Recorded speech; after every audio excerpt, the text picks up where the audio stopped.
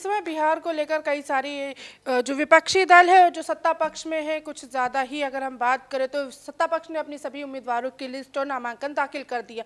कल आखिरी दिन था, मगर बिहार के जो विपक्षी दल है आरजेडी कांग्रेस में अभी तक के नामांकन तो दाखिल एक दो लोगों ने कर दिया है, मगर उम्मीदवारों की लिस्ट अभी तक के सामने नहीं आई है।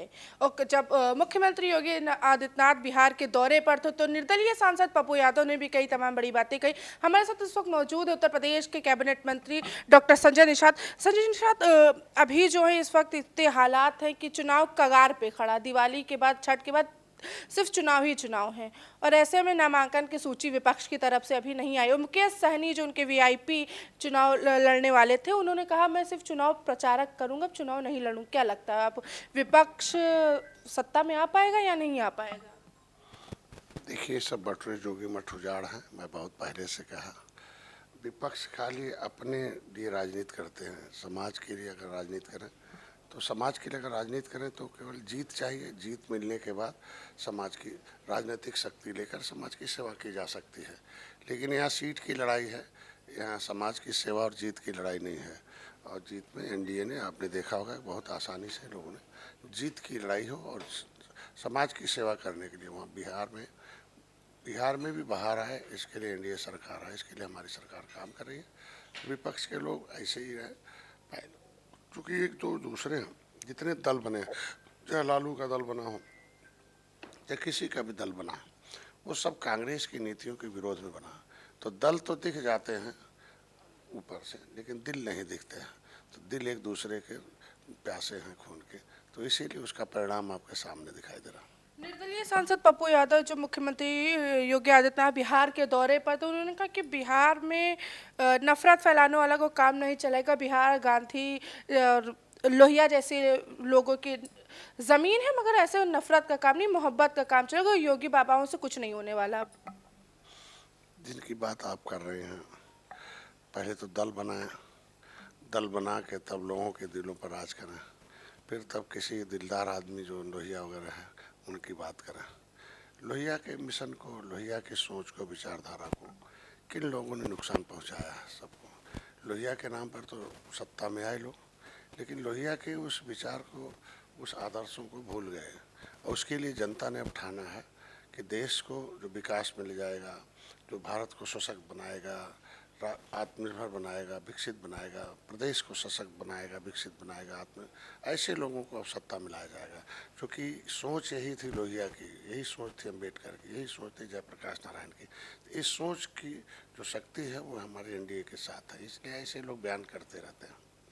कांग्रेस के प्रदेश अध्यक्ष अजय राय ने आरएसएस को लेकर गृह मंत्री अमित शाह को एक पत्र लिखा है, जो कह रहे हैं कि पूरे देश में प्रतिबंध लगाना चाहिए, क्योंकि उनसे शोषण हो रहा है। आरएसएस वाले, जैसे प्रोफेसर का हुआ, आईटी प्रोफेसर, उसी के रिलेटेड पत्र लिखा है। इस देश में जो भी कुछ हो रहा है, शोषित, वंचित, पिछड़ों, दलितों के साथ, अल्पसंख्यकों के साथ, सबका दोषी कांग्रेस है। क्योंकि फंडामेंटल राइट में दिया था कि 10 साल के अंदर सबको शिक्षा दे दीजिए, सबको शिक्षित बना के आत्मनिर्भर बनाया जाए। That is fundamental right.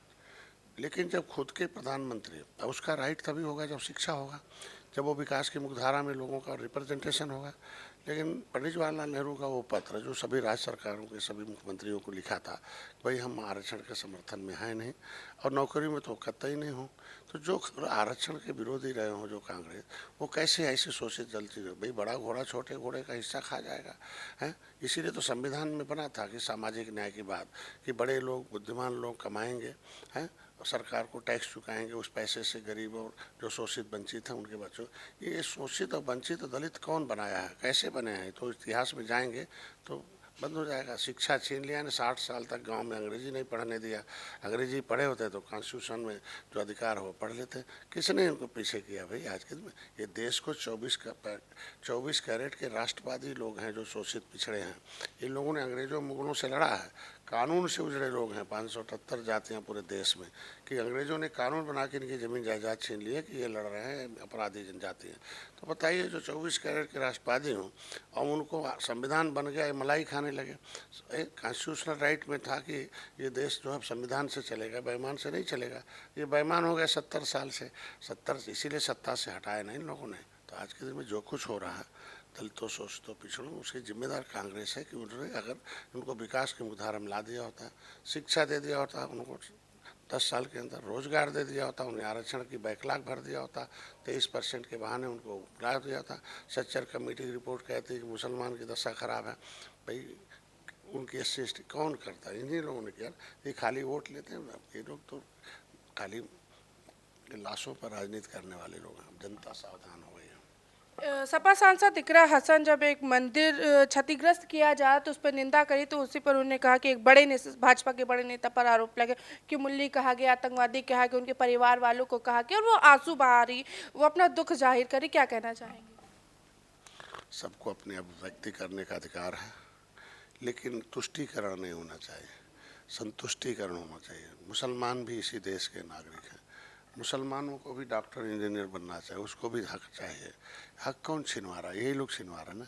ये जालीदार टोपी जाली लगाकर उनको बहका रहे हैं, उनसे उठवा रहे हैं झंडा, खिलवा रहे हैं 70 साल से डंडा, बनवा रहे हैं, अंधा चला रहे हैं अपना धंधा। अब मुसलमान भी धीरे धीरे जो है होशियार हो रहा है। नहीं, हमारे भी बच्चे पढ़नी चाहिए, बेटियां पढ़नी चाहिए।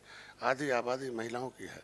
महिलाओं के हक के लिए बोले ना इकरार हसन, उन्हें सदन में भेजा इसीलिए गया है कि देश अब शरीयत से नहीं चलता, अब संविधान से चलता है। ये शरीयत की बात करके महिलाओं का हक छिनवाते हैं लोग, ये शरीयत की बात करके मुसलमानों का हक छिनवाते हैं। तो ये शरीयत नहीं, अब संविधान में तो मुसलमान का भी हक है 191 में कि उसके भी बच्चे डॉक्टर इंजीनियर बने। हमारी सरकार तो वही चाहती है कि वो भी विकास की मुख्यधारा में आए। धर्म बदल दिया तो इससे थोड़े मतलब है कि उसका खून बदल गया। खून तो इसी देश का है। भाई जाल बिनने वाला जल्हा था, अब घना जाल बिन दिया जुल्हा हो गया, और धर्म बदल गया अंसारी हो गया। तो हैं तो मेरा वही है ना, अंसारी हो के पंसारी बन के घूमेगा, ऐसा थोड़ी होगा। है आज के दिन में लोगों की वजह से मुसलमानों की दशा बहुत खराब है। मुसलमान धीरे धीरे इन लोगों से दूर हो रहा है, इसीलिए लोग छटपटा रहे हैं और कुछ है नहीं।